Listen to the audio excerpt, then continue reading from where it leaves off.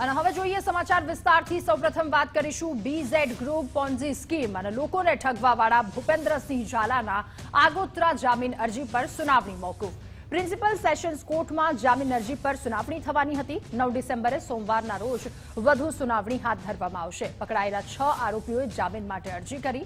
રાજ્ય સરકારે આરોપીઓના જામીન આપવા અંગે વિરોધ કર્યો છે। ભૂપેન્દ્ર ઝાલા સામે 6000 કરોડના કૌભાંડનો કેસ નોંધાયો છે।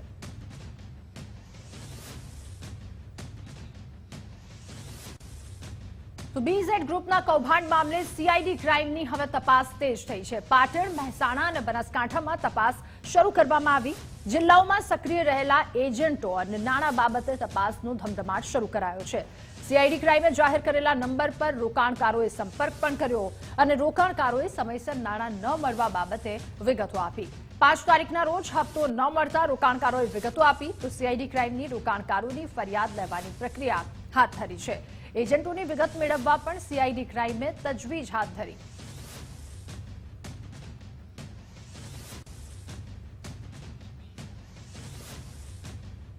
તો BZ ગ્રુપના કૌભાંડ મુદ્દે રાજ્ય સરકાર હવે એક્શનમાં આવી છે। કૌભાંડ મુદ્દે ગૃહ રાજ્યમંત્રી હર્ષભાઈ સંઘવીનું નિવેદન। કહ્યું, BZ ગ્રુપની પોન્ઝી સ્કીમમાં કામગીરી શરૂ કરાઈ છે। કોઈ પણ ફરિયાદ વિના સરકારે કામગીરી શરૂ કરી છે અને આ પ્રકારની કામગીરી ભૂપેન્દ્રભાઈની સરકાર જ કરી શકે। નાગરિકોની ફરિયાદ વિના સરકારે ચિંતા કરી કામગીરી કરી છે। સ્કેમ આધારે આવતા મુખ્યમંત્રીના માર્ગદર્શનમાં આ કામગીરી સાબરકાંઠામાં BZ નામે ચાલતા જે પોન્જી સ્કીમ છે, કોઈ બી પ્રકારે કોઈ બી છૂટછાટ વગર, કોઈ બી ફરિયાદ વગર આ પ્રકારની જે જાણકારી પોલીસને પ્રાપ્ત થઈ તો ભૂપેન્દ્રભાઈ પટેલની સરકાર જ સાહેબ આ કામ કરી શકે। કોઈ બી વ્યક્તિ હોય, કેવા બી વ્યક્તિ હોય, પરંતુ રાજ્યના નાગરિકોને નુકસાન કરતા હોય તો કોઈ નાગરિકની ફરિયાદ વગર બી એના સ્કેમ ધ્યાન પર આવતા મુખ્યમંત્રી શ્રીના માર્ગદર્શનમાં કડકમાં કડક પગલા CID ક્રાઇમ દ્વારા ભરવામાં આવ્યા છે। આ ભૂપેન્દ્રભાઈ પટેલની સરકાર છે। કોઈ બી હશે, કેટલાય મોટા હશે, રાજ્યના નાગરિકો જોડે નાગરિકોને કોઈ બી પ્રકારે અહિત કરતા હશે તો એને છોડવામાં નહીં આવે। અને સાબરકાંઠામાં BZ ગ્રુપની સાથે સંકળાયેલા શિક્ષકો પર હવે તવાઈ બોલાવવામાં આવી છે। શિક્ષણ વિભાગે હવે BZ ગ્રુપ મામલે કાર્યવાહી શરૂ કરી। શિક્ષણ વિભાગે શિક્ષકોની વિગતો સાથે અહેવાલ પણ મંગાવ્યો। વાયરલ વિડીયોમાં દેખાતા શિક્ષકોના નિવેદન લેવાયા। કયા હેતુથી પ્રવાસ માટે રજા માંગી એની પણ વિગતો મેળવવામાં આવી છે। પ્રવાસનું જણાવ્યા વિના રજા મંજૂર કરાવી હોવાનું પણ આ તમામમાં સામે આવ્યું। ત્યારે શાળા દ્વારા DEOને સંપૂર્ણ વિગતોનો અહેવાલ મોકલાવવામાં આવ્યો। પ્રવાસની મોજ પર હવે તવાઈ। આ તવાઈ આવતા શિક્ષકોએ હવે ફોન ઓફ કરી દીધા છે। તો BZ ગ્રુપના કૌભાંડ બાદ સાબરકાંઠામાં અન્ય સ્કીમો હજુ ચાલુ છે। આવી જ એક સ્કીમ વિશે સમજાવતા હોવાનો એક ઓડિયો વાયરલ થયો છે। એજન્ટ અને ગ્રાહક વચ્ચેના ફોન કોલની ઓડિયો ક્લિપ વાયરલ થઈ। એજન્ટ 1 લાખ સામે 2,97,000 વળતર ચૂકવવાની લાલચ આપી। ત્યારે 10 લાખનું રોકાણકાર હોવાનું કહેતા એજન્ટે સ્કીમ સમજાવી। મૂડી સામે બેંકની ચેક અને એગ્રીમેન્ટ આપવાનું વચન પણ આપ્યું। નિયમ વિરુદ્ધ વ્યાજ ગણાવી એગ્રીમેન્ટમાં ન લખવાનું પણ જણાવ્યું છે।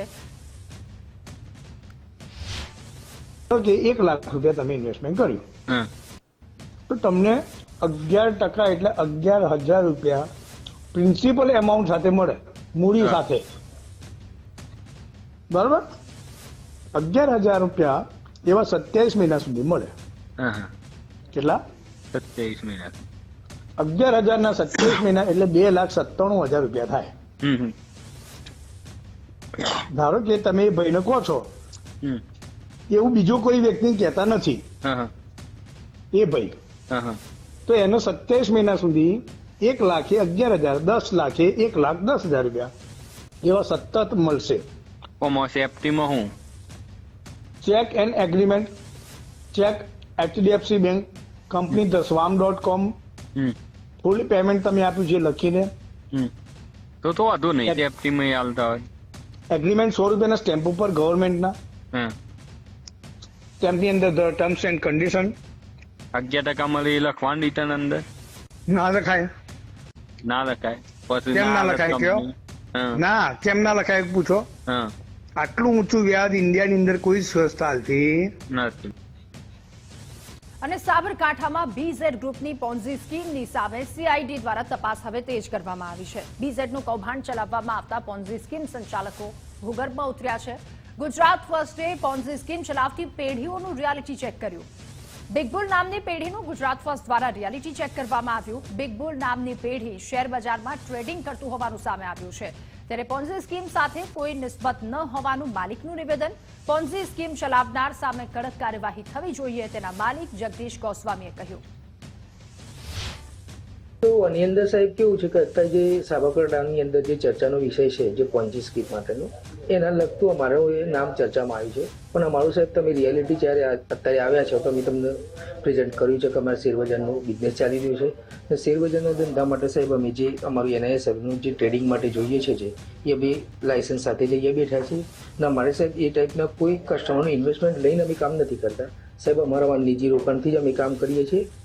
અને બીજું કે આ જે પોન્જી સ્કીમ સાથે અમારું જે નામ ચર્ચામાં છે એ લગતું તમે અમારી જે છે એ રિયાલિટી તમે જોઈ શકો છો સાહેબ.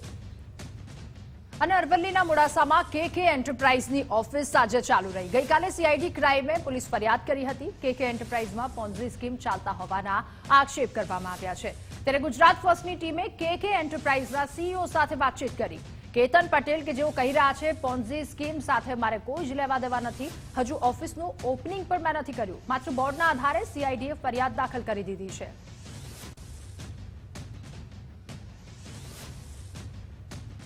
તો રાજ્યમાં વધુ એક હોસ્પિટલમાં PMJAYમાં કૌભાંડની આશંકા છે. મોરબી આયુષ હોસ્પિટલની કામગીરી શંકાના ઘેરામાં આવી છે. 20 મહિનામાં મોરબી જિલ્લાની 8 હોસ્પિટલે 20,297 જેટલા ક્લેમ કર્યા છે. જેમાંથી 20,000માંથી માત્ર આયુષ હોસ્પિટલ કે જેણે 11,393 ક્લેમ કર્યા. 11,000થી વધુ ક્લેમ કરી PMJAY હેઠળ 34 કરોડ મેળવ્યા છે. અને મોટી સંખ્યામાં ક્લેમને જોતા અહીંયા મોટું કૌભાંડ થયું હોઈ શકે એવી આશંકા વ્યક્ત કરવામાં આવી રહી છે. ખાનગી હોસ્પિટલે કુલ 43.9 કરોડના ક્લેમ મેળવ્યા અને 46.40 કરોડ પૈકી આયુષ હોસ્પિટલે 34 કરોડ રૂપિયા મેળવ્યા છે. પાપ ઉઘાડા ન પડી જાય એટલે મીડિયા સામે પણ દાદાગીરી તેમના દ્વારા કરવામાં આવી. હોસ્પિટલના સ્ટાફે મીડિયાકર્મીઓ સાથે ગેરવર્તણૂક કરી કવરેજ કરવા આવેલા મીડિયાકર્મીઓને રોકવાનો પ્રયાસ કરી રહ્યા છે. તો ખ્યાતિ હોસ્પિટલના મુદ્દે ભાજપ પ્રવક્તા ડોક્ટર યજ્ઞેશ દવેની પ્રતિક્રિયા સામે આવી. ડોક્ટર યજ્ઞેશ દવેએ કહ્યું કે આ મુદ્દે ગૃહ વિભાગ અને આરોગ્ય વિભાગ સતત કાર્યરત છે. ખ્યાતિ હોસ્પિટલમાં મોત અંગે પોલીસ દ્વારા તપાસ ચાલુ છે. આરોપીઓને પકડી પોલીસ સત્ય બહાર લાવી રહી છે. ખ્યાતિ હોસ્પિટલનો જ્યાં સુધી મામલો છે ત્યાં સુધી એની ભૂતકાળમાં જેટલી પણ સર્જરીઓ કરવામાં આવી છે એની ગુજરાત સરકાર અને આરોગ્ય ખાતા દ્વારા ભારતીય જનતા પાર્ટી એના જે અમારા નેતાઓ છે એમને પણ એની વિનંતી કરી હતી સરકારને, તો એ તેમના દ્વારા પણ તપાસ કરવામાં આવી રહી છે. અને સરકારે અત્યાર સુધીની જેટલી પણ સર્જરીઓ થઈ છે ત્યાં એ બધી જ સર્જરીઓની તપાસ કરી છે. એ સર્જરીની અંદર જે લોકોના રિપોર્ટો હતા એ રિપોર્ટોની અંદર ખરેખર સર્જરી કરવા લાયક હતા કે નહોતા, અથવા તો ઘણા લોકોને સર્જરી કરવા લાયક હોય અને સર્જરી થઈ હોય સાજા પણ થયેલા છે. અને એવું નથી કે બધા મૃત્યુ પણ પામેલા છે. મૃત્યુ તો પામવાનો કિસ્સો જે આ વખતે થયો છે, પરંતુ મુદ્દો એ છે કે સર્જરી કરવાની જરૂર ન હોય અને સર્જરી થઈ હોય એવા કિસ્સાની પણ તપાસ કરવામાં આવશે. એટલે કુલ સર્જરીઓની અત્યારે તપાસ કરવામાં આવી છે અને એમાંથી જો આવા પણ કિસ્સા હશે તો એ અંગે પણ આ ગુનાની અંદર એમને કડકમાં કડક સજા થાય એવી કલમો ઉમેરવામાં આવશે. અને હવે વાત કરીશું બોગસ ડોક્ટરની. સુરતમાં બોગસ ડોક્ટરને લઈને મોટી કાર્યવાહી હાથ ધરવામાં આવી છે. પોલીસે ગોપીપુરા વિસ્તારમાં બનતી 1500 જેટલી બોગસ ડિગ્રી જપ્ત કરી છે. મહત્વનું છે કે સુરતમાંથી એક સાથે 14 બોગસ ડોક્ટર ઝડપાયા, જેમાંથી મુખ્ય આરોપી રશેશ ગુજરાતીની ધરપકડ કરાઈ છે. આ સાથે ડોક્ટર BK રાવતની પણ ધરપકડ કરવામાં આવી. આરોપી રશેશ ગુજરાતીનું વર્ષ 2002 થી ક્લિનિક ધમધમી રહ્યું છે, જેમાં BEMSની બોગસ ડિગ્રી તે કાઢી આપતો હતો. તો મુન્નાભાઈ MBBS બનાવવાના આ કૌભાંડમાં ઝડપાયેલા ડોક્ટર રશેશ ગુજરાતીનું કોંગ્રેસનું નેતા હોવાનું સામે આવ્યું છે. રશેશ ગુજરાતીની નિમણૂક 2019માં કોંગ્રેસ દ્વારા કરવામાં આવી. સુરત ડોક્ટર સેલના ચેરમેન તરીકે કરાઈ. ગુજરાત ડોક્ટર સેલના ચેરમેન ડોક્ટર હેમાંગ વસાવડા દ્વારા કહેવામાં આવ્યું, ડોક્ટર રસેશ ગુજરાતીને આ પદ સોંપવામાં આવ્યું હતું.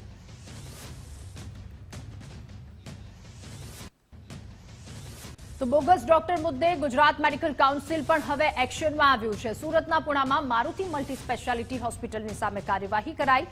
ત્યારે એમડી ડિગ્રીના નામે સારવાર કરવા બદલ ડોક્ટર મહેશ નાવડિયા એને સસ્પેન્ડ કરાયા છે.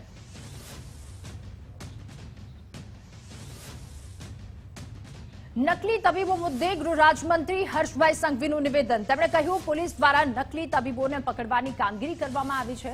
સુરત પોલીસે સૌને રંગે હાથ પકડવામાં સફળતા પ્રાપ્ત કરી છે. સુરત શહેર પોલીસ દ્વારા પ્રોએક્ટિવલી પોલીસિંગના ભાગરૂપે 10 જેટલા ડુપ્લિકેટ ડોક્ટરોને પકડવાની છેલ્લા અનેક દિવસોથી ઇન્ફોર્મેશનના માધ્યમથી આ લોકો પર નજર બનાવીને સૌને રંગે હાથ પકડવામાં સફળતા પ્રાપ્ત કરી છે. આ કોંગ્રેસી રસેસ દ્વારા આ આખું ષડયંત્ર માત્ર સુરત પૂરતું જ નહીં, પરંતુ ગણતરીની રકમ લઈને આવા અસામાજિક તત્વોને ડોક્ટરનું લેબલ આપવાનું કામ આ કોંગ્રેસી રસેસ ગુજરાતી દ્વારા કરવામાં આવતું હતું. તો સુરતના નકલી તબીબના કેસમાં હવે રાજકારણ ગરમાયું છે. ડોક્ટર રસેશ ગુજરાતી નકલી સર્ટિફિકેટ કાઢી આપતો હતો.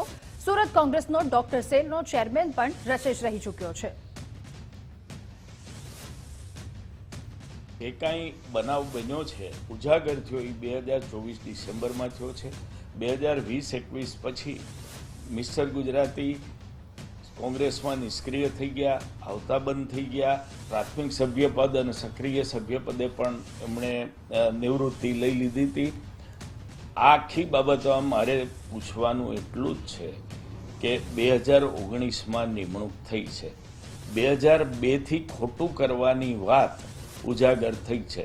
2002થી 2019 અને 2024 કુલ 22 વર્ષના ગાળામાં સરકાર ક્યાં હતી, આરોગ્ય તંત્ર ક્યાં હતું, પોલીસ ખાતું ક્યાં હતું?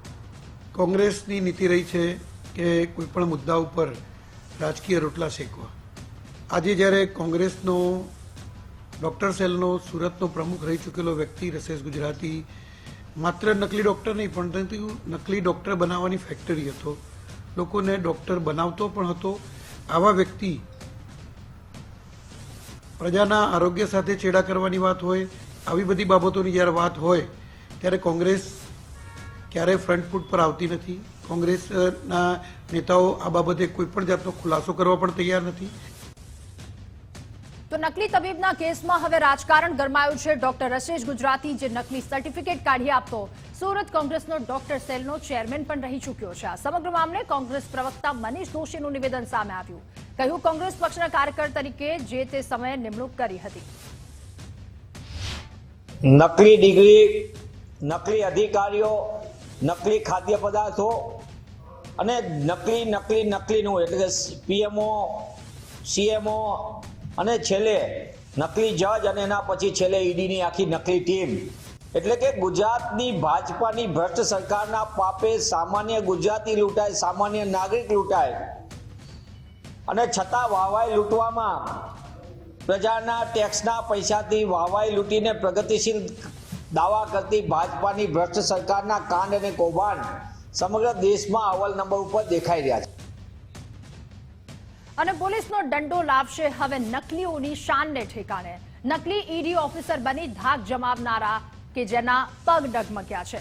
કચ્છ પોલીસે નકલી ઈડીના આરોપી પાસે રીકન્સ્ટ્રક્શન કરાવ્યું. આ તમામ આરોપીઓને ઘટના સ્થળે લઈ જઈ અને રીકન્સ્ટ્રક્શન કરવામાં આવ્યું.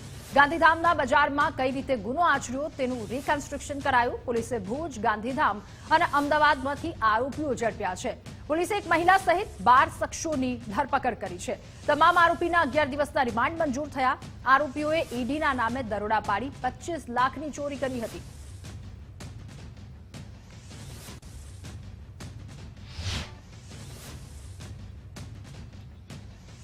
તો પહેલા એ ધાક જમાવતા લોકો કે જેમની હવે શાન ઠેકાણે આવી છે એમના પગ ડગમગ્યા, કારણ કે એ ઘટનાનું રિકન્સ્ટ્રક્શન કરવામાં આવ્યું. ગાંધીધામના બજારમાં પોલીસે ભુજ, ગાંધીધામ અને અમદાવાદથી આ આરોપીઓને ઝડપી પાડ્યા છે.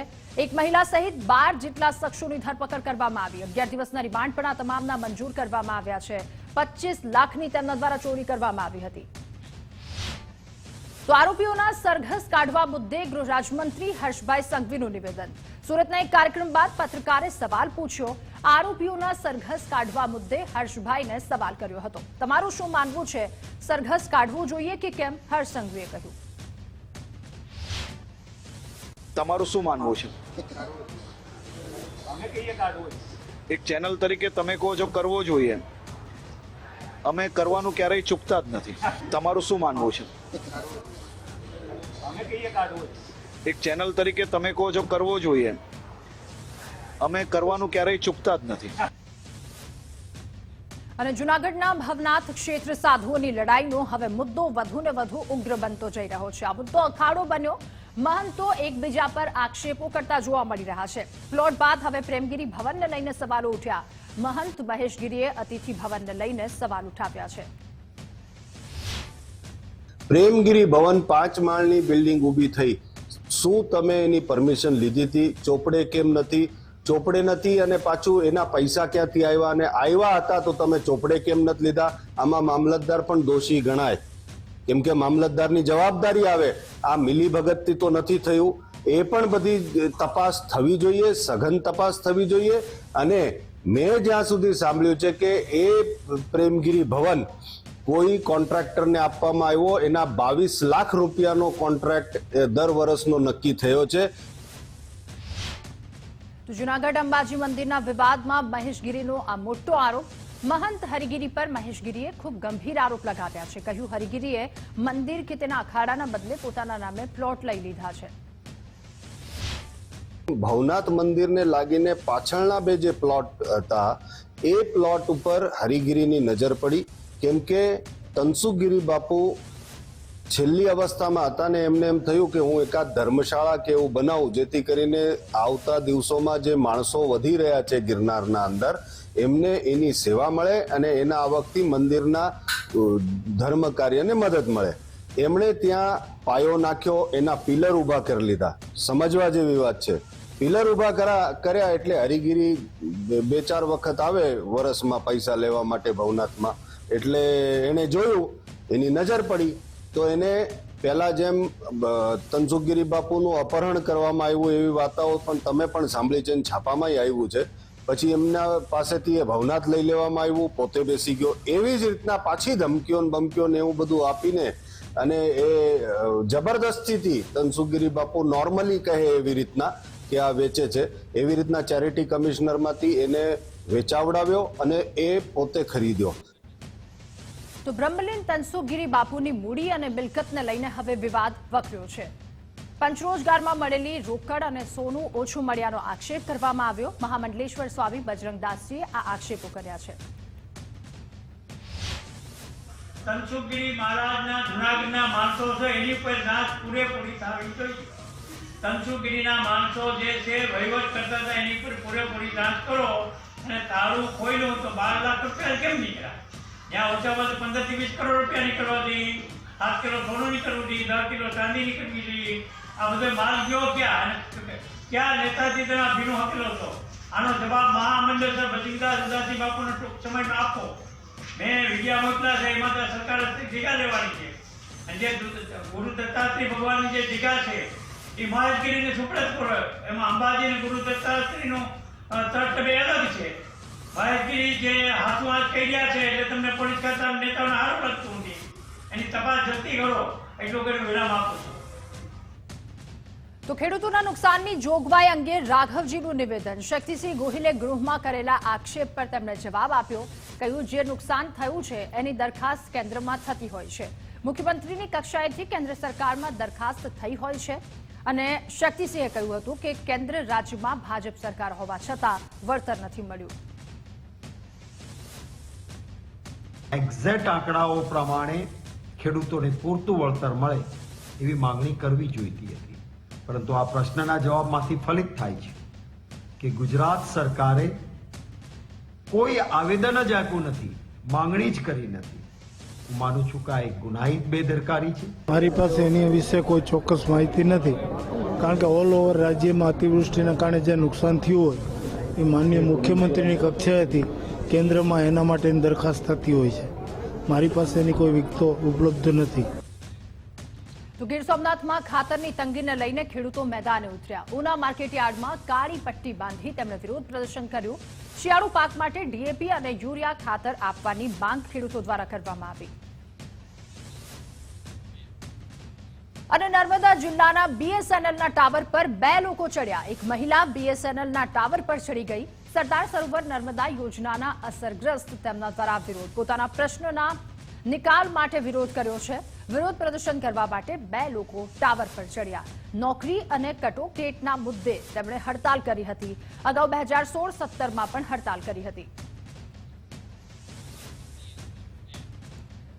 તો સુરતના વરાછા ઝોનમાં કોર્પોરેટર અને કાર્યપાલક ઇજનેરની વચ્ચે વિવાદ. ભાજપના કોર્પોરેટર ધર્મેશ ભાલાડા અને કાર્યપાલક ઇજનેર વચ્ચે તું મેં સર્જાઈ. કોર્પોરેટર ધર્મેશ ભાલાડાએ સવાલ કરતા કાર્યપાલક ઇજનેર ભાગ્યા અને કાર્યપાલક ઇજનેર કમલેશ વસાવા લાંબા સમયથી રજા પર હોવાનો આક્ષેપ પણ લાગ્યો છે. તો વીએસ હોસ્પિટલના રિનોવેશન મુદ્દે એએમસીમાં વિપક્ષ દ્વારા વિરોધ કરવામાં આવ્યો. એએમસીની બેઠકમાં વિપક્ષે એએમસી કમિશનરને આ અંગે રજૂઆત કરી. એએમસી કમિશનરને ફૂલ ગેટ વેલસૂનનું કાર્ડ આપી અને વિરોધ કર્યો. સત્તાપક્ષ માટે બજેટ બહાર પાડે છે, રિનોવેશન નથી કરતું, વિપક્ષે કહ્યું. कॉर्पोरेशन में पिछले 4 वर्ष में 782 करोड़ रुपए का बजट वीएस अस्पताल के लिए रखा गया है. 24-25 में भी वर्ष 2024-25 में 261 करोड़ का बजट भारतीय जनता पार्टी ने बजट सेशन के दरमियान इस 261 करोड़ को वीएस अस्पताल के रिनोवेशन के लिए और वीएस अस्पताल को चलाने के लिए रखे थे. लेकिन વિરોધ પક્ષ દ્વારા અવારનવાર વીએસ હોસ્પિટલ બાબતે આક્ષેપો કરવામાં આવે છે. ત્યાં આગળ પણ ઓપીડી ચાલુ છે. લગભગ 1000 જેટલી ઓપીડી પેશન્ટ આવે છે અને 500 જેટલા જે આપણે વાત કરીએ કે ઇન્ડોર પેશન્ટો રહી શકે એ માટેની પણ આવનાર સમયમાં વ્યવસ્થા કરવામાં આવશે. તો વડોદરા મહાનગરપાલિકાને ફરી ધૂણ્યું સાયકલ ટ્રેકનું ભૂત. ઉત્તર ઝોન છાણી વિસ્તારમાં ટ્રેક બનાવવાનું આયોજન. 10 કરોડના ખર્ચે સાયકલ ટ્રેક બનાવવાનું આયોજન છે. અગાઉ વાઘોડિયા આજવા રોડ પર ટ્રેક બનાવ્યો હતો. 10.5 કરોડ જેટલો ખર્ચો આ સાયકલ ટ્રેક બનાવવા માટે. 10.5 કરોડ એટલે બહુ મોટી રકમ કહેવાય. માત્ર ને માત્ર રોડ પર ખાલી ગુલાબી કલરનો પટ્ટો મારી દેવાનો અને એને સાયકલ ટ્રેકનું નામ આપી દેવાનું અને કોન્ટ્રાક્ટરો જોડે મિલી ભગત. 10.5 કરોડમાંથી 3.5 કરોડ CSR ફંડમાંથી આપવાના છે. અને આ તરફ રાજકોટના પડધરીમાં ધતિંગબાજ ભુવાનો પર્દાફાશ થયો છે. વિજ્ઞાન જાથાએ બની બેઠેલા ભુવાનો પર્દાફાશ કર્યો. દોરા ધાગા અને દાણા જોઈ લોકો પાસે નાણાં પડાવતો હતો. અક્કાભાઈ દેવાભાઈ સાનિયા કરીને નામ છે. એને વિરમે મને એની સાથે કોન્ફરન્સમાં વિરમે વાત કરી. એ ભુવાએ મને એમ કીધું કે હું તમને કહે ને મારા વિરમ સાથે લગ્ન કરાવીશ. અને એવું વિરમ મને બ્લેકમેલ કરીને કહેતો હતો કે તું ભુવા હારે વાત કર અને એ ભુવો જેમ કહે ને એમ તારે બધી હા પાડ દેવાની. એટલે પછી ભુવા હારે મેં વાત કરી તો ભુવો કે કાંઈ વાંધો નહીં, હું બધું એ કે સંભાળી લઈશ અને માતાજીની રજાઈ લઈ લઈશ ને એવી રીતના કીધું. અને રાજકોટ ગાંધીગ્રામ વિસ્તારની અંદર જે દુષ્કર્મની ફરિયાદ છે એમાં પણ આ ભુવાની કામગીરીની માહિતી મળી હતી.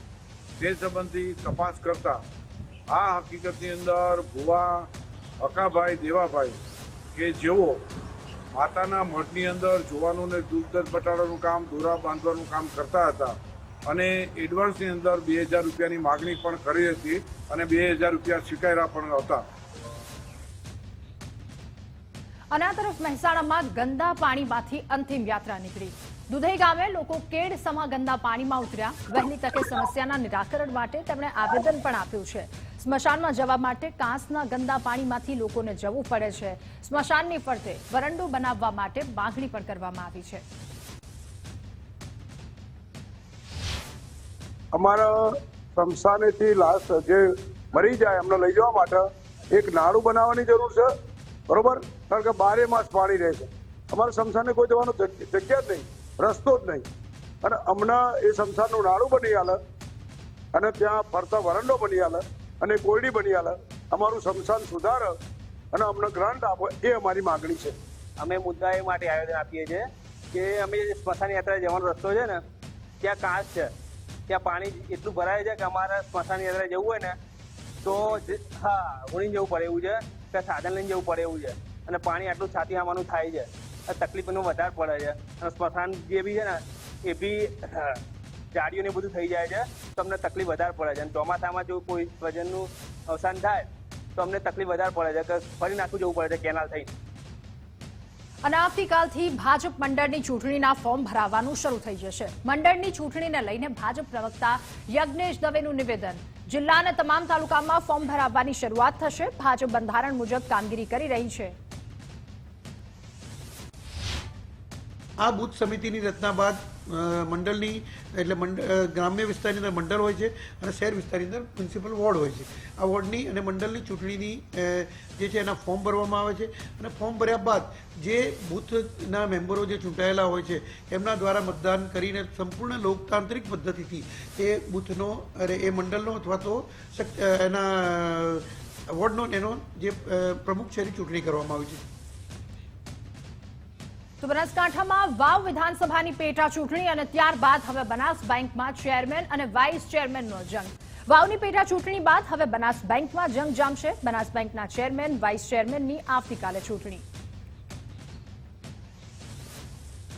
તો ડીસા નગરપાલિકાના પ્રમુખનો ચાર્જ આવતીકાલે ઉપપ્રમુખ લેશે. ઉપપ્રમુખ શૈલેષ રાયગોર પાલિકા પ્રમુખનો ચાર્જ સંભાળશે. સંગીતાબેન દવેના રાજીનામા બાદ આવતીકાલે તેઓ આ ચાર્જ સંભાળશે. ધારાસભ્ય પ્રવીણ માળી જૂથના ઉપપ્રમુખ ચાર્જ લેશે. અને ઊંઝા એપીએમસી ચૂંટણી ટાણે પૂર્વ ચેરમેન દિનેશ પટેલને રાહત મળી છે. શેષ કૌભાંડ મુદ્દે સુપ્રીમ કોર્ટે અરજી ફગાવી. સોમિલ પટેલે ફરિયાદ દાખલ કરવાની માંગ સાથે અરજી કરી હતી.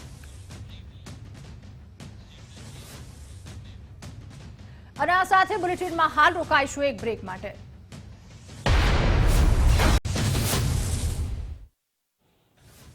નમસ્કાર, બુલેટ બ્રેકિંગમાં આપનું સ્વાગત છે. હું છું પ્રતિપાલ સિંહ. સૌપ્રથમ વાત કરીશું જંત્રી દરમાં ભાવ વધારાને લઈને બિલ્ડરો મેદાનમાં છે. તેમાં રાજકોટ બિલ્ડર એસોસિએશને પોતાનો વિરોધ નોંધાવ્યો છે. 9 ડિસેમ્બરે બિલ્ડરો સરકાર વિરુદ્ધ મૌન રેલી કરશે. આરબીએ સાથે સંકળાયેલ તમામ એસોસિએશન જોડાશે. જંત્રીને લઈને આરબીએ સરકાર સામે લડી લેવાના મૂડમાં, જેમાં મનપામાં કોઈ જવાબદારી લેવા તૈયાર નહીં તેવું આરબીએ જણાવ્યું હતું. આવનારા દિવસોમાં અમે રજૂઆત કરશું દરેક વિસ્તાર વાઇઝ કે ક્યાં શું પરિસ્થિતિ હતી ને ક્યાં શું પરિસ્થિતિ થવાની છે. તો ખેડા ગુજરાતની આખા તમામ જિલ્લાઓમાં અમે લોકોએ નક્કી કર્યું છે કે આના માટે થઈને અમે રાજ્ય સરકારશ્રીને વાંધા સૂચન આપશું અને રાજ્ય સરકારનું ધ્યાન દોરશું એક મોટી રેલીના સ્વરૂપમાં કે ભાઈ પ્રશ્નો ઘણા બધા છે, તો આ પ્રશ્નોને અમે જિલ્લા કલેક્ટરશ્રીને આવેદન આપશું. જિલ્લા કલેક્ટરશ્રીનો પણ અમે સમય માગશું. સોમવારે બહુ મોટી સંખ્યામાં અમે લોકો ભેગા થઈને જવાના છીએ. તો સુરત ભાજપ વોર્ડ પ્રમુખ આપઘાત કેસમાં તપાસ તેજ કરવામાં આવી છે. જેમાં દીપિકા પટેલના આપઘાત કેસમાં ચિરાગની શંકાસ્પદ ભૂમિકા સામે આવી છે. કોર્પોરેટર ચિરાગ સોલંકીને સુરત નહીં છોડવા પોલીસનો આદેશ છે. તો રાજકોટના ટીઆરપી ગેમ ઝોન અગ્નિકાંડ લઈને મહત્વપૂર્ણ સમાચાર, જેમાં પૂર્વ ફાયર ઓફિસર ભીખા ઠેબાની જામીન અરજી રદ કરાઈ છે. સેશન્સ કોર્ટ દ્વારા ઠેબાની જામીન અરજી રદ કરવામાં આવી છે. ગત 27મી તારીખે ભીખા ઠેબાએ જામીન અરજી મૂકી હતી.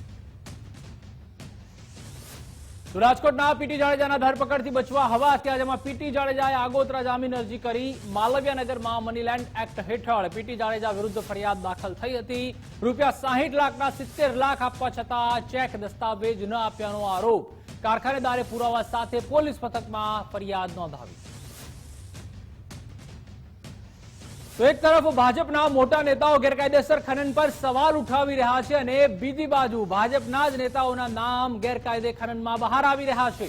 વડોદરાના ડભોઈ તાલુકાના કરણેટ ગામના પ્રતિબંધિત વિસ્તારમાં ચાલતા ગેરકાયદેસર ખનનનો પર્દાફાશ થયો છે. કોંગ્રેસના કોર્પોરેટર અજય રાઠવાએ કરેલી રેડમાં કુલ 3 ટ્રક પકડીને પોલીસને સોંપ્યા છે. આ 3 ટ્રક પૈકી 2 ટ્રક તો ડભોઈ નગરપાલિકાના પ્રમુખના જ છે. તો રાજકોટમાં આરોગ્ય વિભાગની કાર્યવાહી, જેમાં ફૂડ વિભાગ દ્વારા લેવાયેલા નમૂના ફેલ થયા છે. દૂધ, ઘી, માવા સહિતના નમૂના ફેલ થયા છે. જય ખોડિયાર ડેરીના સેમ્પલ સબ સ્ટાન્ડર્ડ જાહેર કરાયા. સન સિટી હવનના સેમ્પલ પણ સબ સ્ટાન્ડર્ડ જાહેર કરાયા છે. તો રાજકોટમાં પોલીસની શાખને શર્મસાર કરતી ઘટના સામે આવી છે, જેમાં એસઓજીના નામે જીઆરડીના પૂર્વ જવાને ચકતા સાથે દુષ્કર્મ આચર્યું હોવાની ફરિયાદ નોંધવામાં આવી છે. જીઆરડીના પૂર્વ જવાન આશીષ રાવલે ચકતાને લગ્નની લાલચ આપીને વારંવાર શારીરિક સંબંધ બાંધ્યા હતા.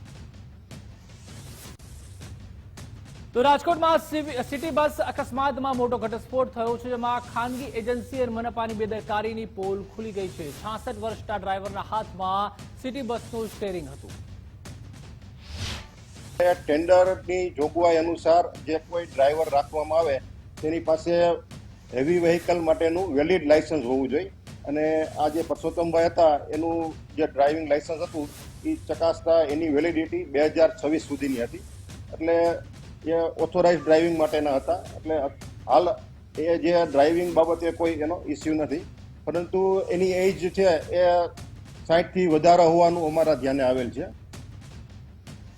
તો સૌરાષ્ટ્ર યુનિવર્સિટીમાં વધુ એક છબરડો સામે આવ્યો છે, જેમાં પરીક્ષા વિભાગે વધુ એક બ્લન્ડર માર્યું છે, જેમાં બીફાર્મ સેમેસ્ટર 3ના 2 રિઝલ્ટ મુકાયા. ઓનલાઈન 2 રિઝલ્ટ મુકાતા વિદ્યાર્થીઓ ખૂબ પરેશાન થયા. એક રિઝલ્ટમાં વિદ્યાર્થી પાસ તો બીજામાં નાપાસ જાહેર કરાયો. કયું રિઝલ્ટ માન્ય રાખવું તેને લઈને વિદ્યાર્થીઓમાં પણ મૂંઝવણ છે. તો આ તરફ વડોદરામાં ડમ્પરની અડફેટે નિવૃત્ત પોલીસ કર્મચારીનું કરુણ મોત નીપજ્યું, જેમાં સાવલી સમલાયા રોડ ઉપર અકસ્માત સર્જાયો હતો.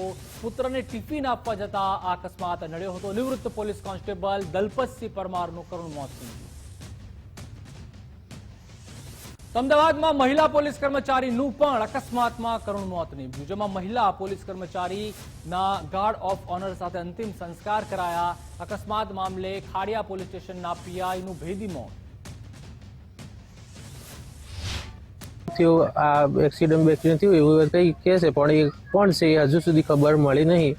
સરકારની એ જ વિનંતી છે કે કડકમાં કડક કાર્યવાહી કરે. તૈયારી જ કરું છું ગવર્મેન્ટની જોબની, પણ મારા ફેમિલીનો એક જ હતું, પણ એ મારા હવે કેમ કે પડી ગયો. હવે હું તો તૈયારી કરતો, મારા છોકરીને હાથમાં હવે તૈયારી કરવાની, તો સરકારની મારે એ જ સહાય છે કે મને બી કંઈક સહાય કરે. અત્યારે આખું ગામ મળી અને ખરેખર એના નિવેદન માટે ખરેખર મનનું દુઃખ થાય છે. અને અમારે સરકારશ્રીને વિનંતી છે કે ખરેખર એ જે ગાડી જે એક્સિડન્ટ કરી અને ભાગી ગયા હોય તે કારણસર એમને ખરેખર કાયદેસરની કાર્યવાહી કરે. તો અમરેલીમાં લગ્ન પ્રસંગમાં કરિયાવરના દાગીનાની ચોરીનો સમગ્ર મામલો છે, તેમાં લગ્ન પ્રસંગમાં ચોરી કરતી ગેંગનો અમરેલી એલસીબીએ પર્દાફાશ કર્યો છે. 25મી નવેમ્બર થઈ હતી 2,83,000ના કરિયાવરની ચોરી લાઠી રોડ પર ગણેશ પાટી પ્લોટમાં બની હતી. ચોરીની ઘટના સીસીટીવી ફૂટેજના આધારે શંકાસ્પદ ઇસમની એલસીબીએ તપાસ હાથ ધરી. મધ્યપ્રદેશની ગેંગના વિકાસ શલકરામ સાંસીની ધરપકડ કરાઈ છે. આ જે ગેંગના મુખ્ય સૂત્રધાર છે વિકાસ શકલરામ સાંસી, એમને પકડવામાં અમરેલી જિલ્લા પોલીસને સફળતા મળી છે.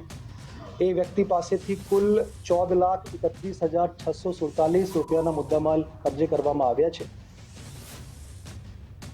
તો તરફ લુણાવાડામાં કોંગ્રેસ દ્વારા સ્વાભિમાન સંમેલન યોજાયું, જેમાં જિગ્નેશ મેવાણીના અધ્યક્ષ સ્થાને સ્વાભિમાન સંમેલન યોજાયું. અમિત ચાવડા, જિગ્નેશ મેવાણી, ચૈતર વસાવા હાજર રહ્યા. પૂર્વ સાંસદ પ્રભાબેન તેમજ એમએલએ ગુલાબસિંહ ચૌહાણ પણ હાજર રહ્યા હતા. નેહા કુમારીએ ઓબીસી આદિવાસી દલિત સમાજ વિશે જે નિવેદન કર્યા એ સ્પષ્ટપણે એટ્રોસિટી એક્ટની લાગુ પડતી કલમ મુજબ ગુનો બને છે. એમની ધરપકડ કરવી, એફઆઈઆર કરવી, ટ્રાન્સફર કરવી, માફી મંગાવી એ તો સરકાર નથી કરતું, ઉલટું લાજવાના બદલે ગાજી રહ્યા એમ અમારા સંમેલનની વિરુદ્ધમાં રાજ્ય સરકાર પોતે 75 લાખનો ખર્ચ કરીને સરકાર પોતે કાર્યક્રમ કરે એ કઈ હદે આ સરકાર દમનકારી છે. અને દલિત આદિવાસી ઓબીસી વિરુદ્ધ છે, સ્પષ્ટ થઈ ગયું છે. પણ છતાં આપ જોઈ રહ્યા તેમ હજારોની સંખ્યામાં ઓબીસી આદિવાસી દલિત સમાજના લોકો એકત્રિત થયા છે.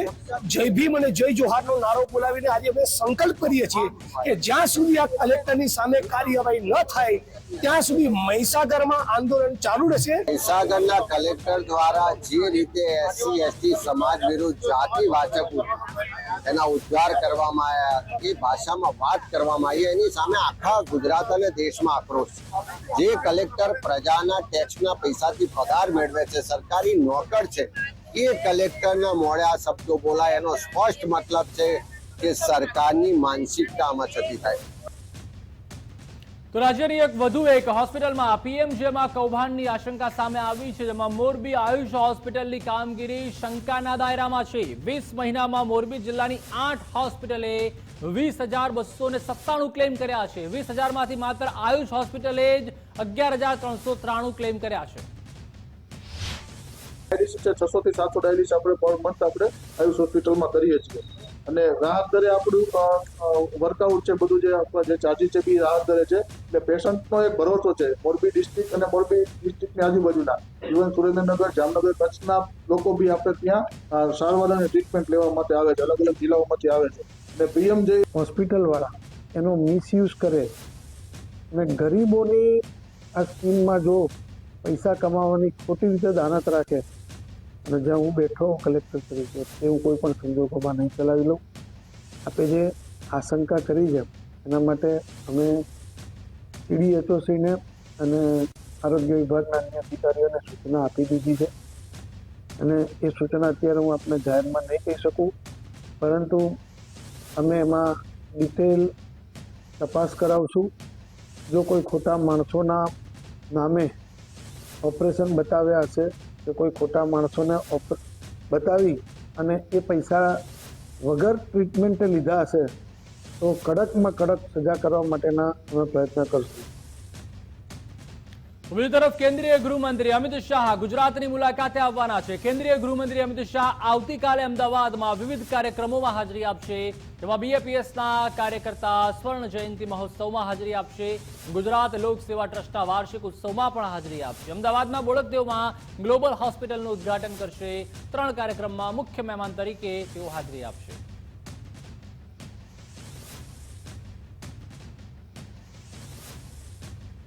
બનાસકાંઠામાં રાજ્યવ્યાપી કૃષિ મહોત્સવનો પ્રારંભ કરવામાં આવ્યો છે, ત્યારે દાંતીવાડા કૃષિ યુનિવર્સિટીથી મુખ્યમંત્રીએ તેનો શુભારંભ કરાવ્યો. કૃષિ મંત્રી રાઘવજી પટેલ, બળવંતસિંહ રાજપૂત હાજર રહ્યા. રવિ કૃષિ મહોત્સવ 2024નું આજે અહીં ભવ્ય આયોજન થયું છે. કૃષિ મહોત્સવમાં ખેડૂતોને, કૃષિ તજજ્ઞો, કૃષિ નિષ્ણાતો, કૃષિ યુનિવર્સિટીના હોદ્દેદારો દ્વારા નવા સંશોધનો, નવા બિયારણો, ખેતી પદ્ધતિઓ અને વધુ સારી ઉપજ કેમ લઈ શકાય એ માટે ગુણવત્તાયુક્ત ઉત્પાદન અને ઓછી પડતર કિંમતે ખેત જણસીઓના ઉત્પાદન થાય એના માટે માર્ગદર્શન આપવામાં આવે છે. એના કૃષિમાં આપણે બધાને ખબર છે, અહીંયા બેઠેલા દરેક ખેડૂતને મારા કરતા કદાચ વધારે ખબર હશે કે જો આ જે સ્વાસ્થ્ય જમીનનું જે બગડી રહ્યું છે એની અંદરથી બહાર આવવું હશે તો અત્યારે એક અને માત્ર એક ઉપાય છે કે ગાય આધારિત જો કૃષિ કાઢીશું, ખેતી કરીશું તો જ એની અંદરથી બહાર નીકળાય. એવું તો એની અંદર વધુ ને વધુ આગળ. ગુજરાત યુનિવર્સિટી દ્વારા પોષણ પુસ્તક વિમોચન. મુખ્યમંત્રી ભૂપેન્દ્રભાઈ પટેલે પુસ્તકનું વિમોચન કર્યું. પોષણક્ષમ આહાર બાબતે તૈયાર પુસ્તકનું વિમોચન કરવામાં આવ્યું. સાંસ્કૃતિક અને પરંપરાગત પોષણક્ષમ આહારને લઈને આ પુસ્તક છે. સ્વાસ્થ્યને લઈને મુખ્યમંત્રી ભૂપેન્દ્રભાઈ પટેલે સલાહ આપી. બધું હોય પણ શરીર સ્વસ્થ ન હોય તો કાંઈ જ કામનું નથી, તેમ CMએ જણાવ્યું. મને લાગે છે ત્યાં સુધી જે આજનો પ્રયત્ન છે કે ભાઈ પોષણ ઉત્સવ પ્રોફિટેબલ બુકમાંથી આપણને ઘણી બધી વસ્તુઓ મળવાની છે. એમાંથી અત્યારે ઘણી બધી એમણે કીધી છે, છતાંય વાંચીશું તો એની અંદરથી આપણને ક્યાં શું ઉપયોગ કરવો, કેવી રીતે ઉપયોગ કરવો. ધર્મમાં પ્રસાદ વહેંચાતો હોય છે તો એની અંદર પણ પોષણનું મહત્વ એમણે રાખીને પ્રસાદ બનાવેલો છે. તો ગૃહ રાજ્યમંત્રી હર્ષભાઈ સંઘવીએ જામનગરમાં પોલીસને બિરદાવી, જેમાં જામનગર એસપી અને આખી ટીમને અભિનંદન આપું છું તેમ જણાવ્યું. જામનગરનો હુસૈન શેખ બળાત્કાર અને ડ્રગ કેસનો આરોપી હતો તેમ પણ ગૃહ રાજ્યમંત્રીએ જણાવ્યું. અને ખાસ કરીને હું તો મારા રાજ્યના સૌ બહેનો વતી ગુજરાત પોલીસ અને જામનગર એસપી અને એમની આખી ટીમને અભિનંદન આપું. જામનગર જિલ્લાના હુસૈન શેખ કરીને બળાત્કાર અને ડ્રગ્સના કેસનો આરોપી રાજ્ય સરકારની 11 વીઘા જગ્યા પર પોતાનું મોટું આલિશાન ફાર્મ હાઉસ બનાવેલું. જામનગર જિલ્લાના એસપી અને બુલડોઝરે આ આલિશાન ફાર્મ હાઉસ પર બુલડોઝર ફેરવી લીધું છે.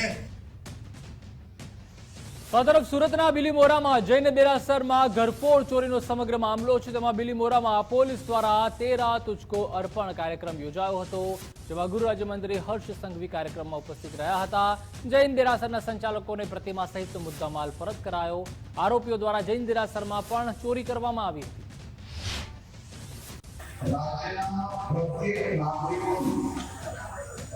એમની જોડાયેલી વસ્તુઓ દેરાસર હોય, મંદિર હોય કે ધાર્મિક સ્થાન હોય, એમના ઘરમાંથી ચોરી કરી લો તો ચોરી થયેલા મુદ્દામાલ ચોરોને પકડીને ફરી જે કોઈ એના હકદાર છે એને પાછો અપાવવાનું કાર્યક્રમનું નામ એટલે કે ગુજરાતના મુખ્યમંત્રી શ્રી ભૂપેન્દ્રભાઈ પટેલના માર્ગદર્શનમાં ચાલતો 13 તુજકો અર્પણ કાર્યક્રમ. સુરતના બિલીમોરામાં યોજાયો 13 તુજકો અર્પણ કાર્યક્રમ, જેમાં ગૃહ રાજ્યમંત્રી હર્ષ સંઘવી ઉપસ્થિત રહ્યા હતા. કાર્યક્રમમાં હર્ષભાઈએ મંદિરોમાં ચોરી મુદ્દે નિવેદન આપ્યું અને કહ્યું કે આપણે ફરિયાદ કર્યાના 2-4 દિવસે બધું ભૂલી જઈએ છીએ. આપણે સૌ સામાન્ય નાગરિકોને જ્યારે કોઈ કમ્પ્લેન કરીએ ને અને જો 2-4 દિવસ લાગી જાય તો એમ લાગે કે ના હવે આ તો ભગવાન ભલે છે, જો આ તો થયું એટલે તો કોણ છોડીને આવશે. આ બિલીમોરાવાળા સાહેબ જે ભૂલી ગયા, પરંતુ પોલીસ ભૂલી નહીં. નવસારી જિલ્લા પોલીસ જોડે એમને સાથે સાથે અમદાવાદ ટ્રેક બ્રાન્ચને કામ લગાવ્યું. આ ટીમે સાથે મળીને કલકત્તા બંગાળ જઈને હુસૈન નામ ખબર છે ચોરતા કમાલ કરીને ચોર હતો એને બંગાળથી પકડીને ગુજરાત લઈને આવ્યા.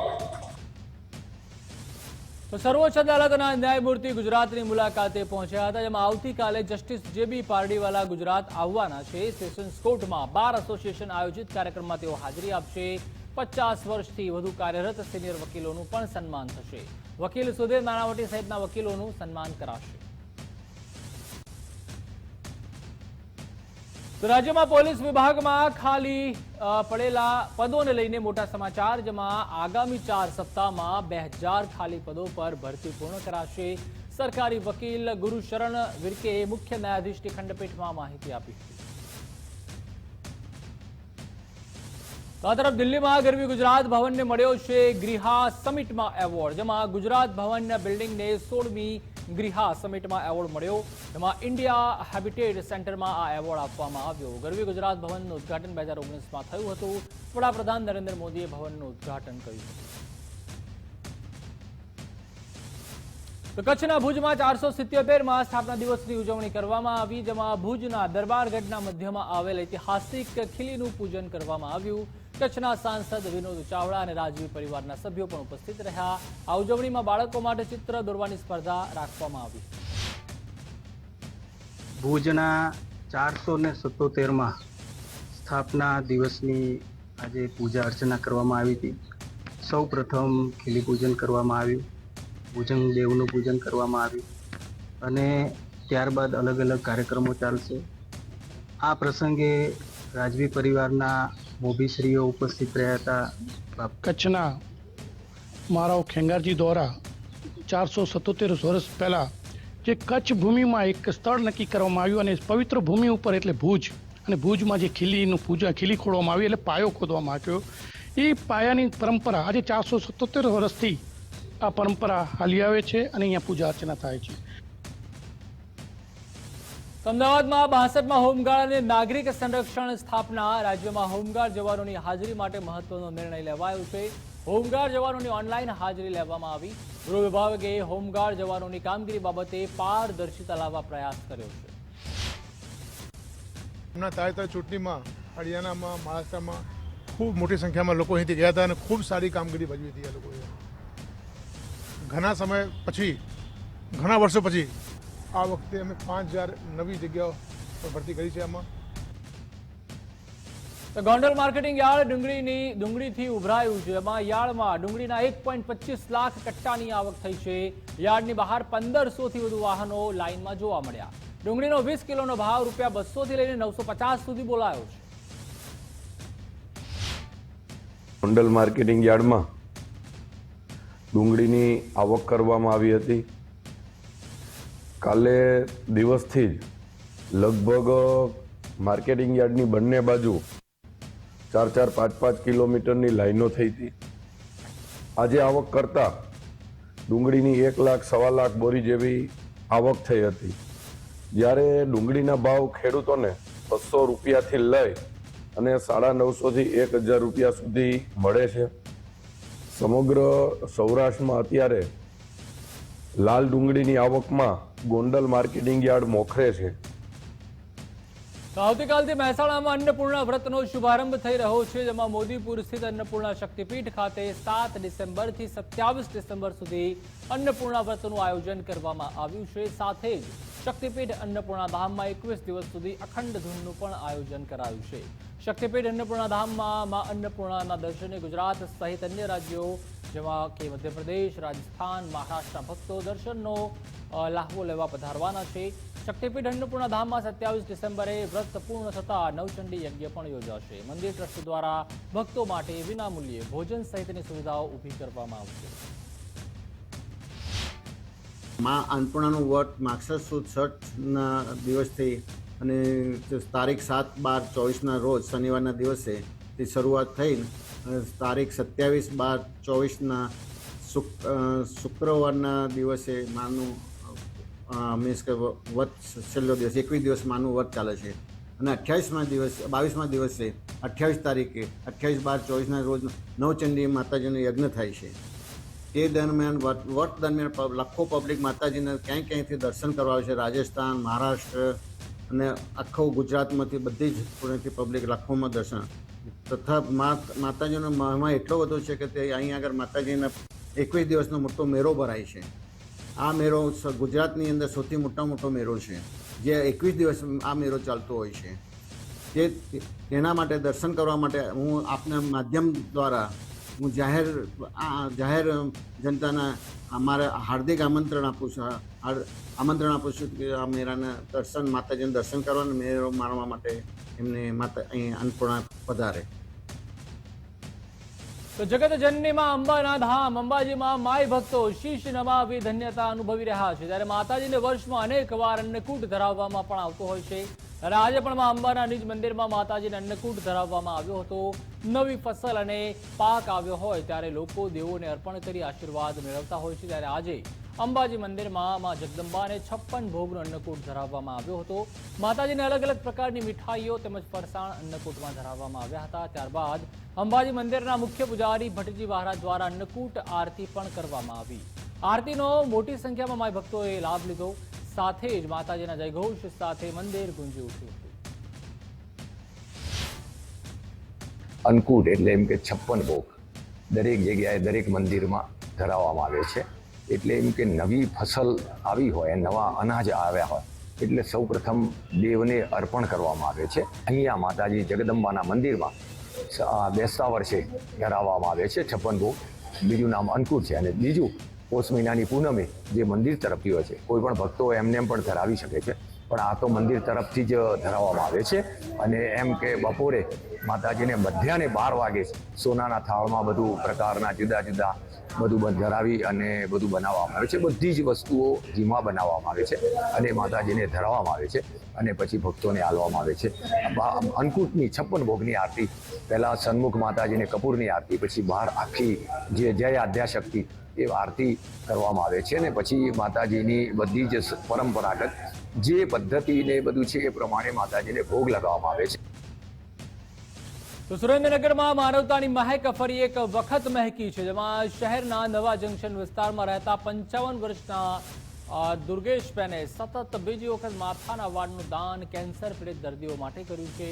2 વર્ષ પહેલા તેમણે 12 ઇંચ, જ્યારે આ વખતે તેમણે 15 ઇંચ જેટલા વાળ કપાવી દાનની સરવાણી વહાવી છે. મહત્વનું છે કે મહિલાઓ માટે માથાના વાળ એ આભૂષણથી જરા પણ ઓછા નથી હોતા. જોકે પીડિતોની પીડાને મહેસૂસ કરી સેવાના અભિગમને પ્રમુખ સ્થાને જે રીતે તેમણે રાખ્યું છે તે અભિગમ સરાહનીય છે. પહેલા નાની દીકરી સામે અમારા ઘરની સામે નાયક સાહેબ છે ને, એમની નાની દીકરીએ મોટી દીકરીએ વાળ ડોનેટ કર્યા હતા. એને જોઈને મને એમ થયું મારા વાળ લાંબા હતા, મને એમ થયું કે હું બી ડોનેટ કરું. ત્યારે મેં 12 ઇંચ દીધા હતા. અત્યારે બીજી ફેર ડોનેટ કરું છું. એ મારે 15 ઇંચ અત્યારે આસપાસ મેં. એટલે બીજા બહેનોને એમ કહું છું કે હું ઉંમર લાયક છું, મેં મારા વાળ કઈ દવાથી કે નહીં શેમ્પૂથી મોટા થયા છે, પણ મેં મારી કુદરતી છે મારા વાળ. એટલે હું બીજી બહેનોને એમ કહું છું કે તમારે ડોનેટ કરવા તમે આપણે કેન્સર પીડિત મહિલાઓને દઈ શકો છો. કેન્સર પીડિત લોકો માટે 15 ઇંચ વાળ ડોનેટ કર્યા છે. લાયન્સ ક્લબના જિજ્ઞાસા ભાભી, કાશ્મીરાબેન થકી વાળ ડોનેટ કર્યા છે. આ બીજી વખત મારા સાસુ સેવા ભાવિક છે અને એમના વાળ બહુ લાંબા હતા, એટલે બીજી વખત વાળ ડોનેટ કર્યા છે.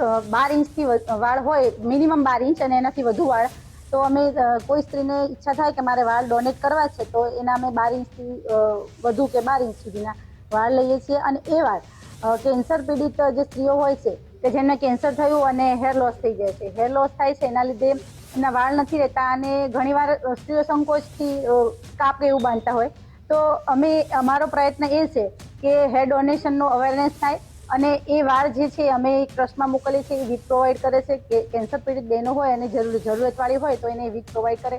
એ અમારા હેતુથી આ ડોનેટ હેર ડોનેટ હોપનો પ્રોજેક્ટ ચાલી રહ્યો છે. બુલેટિનમાં હાલ બસ આટલું જ. વધુ સમાચાર માટે આપ જોતા રહો ગુજરાત ફર્સ્ટ ન્યૂઝ. નમસ્કાર.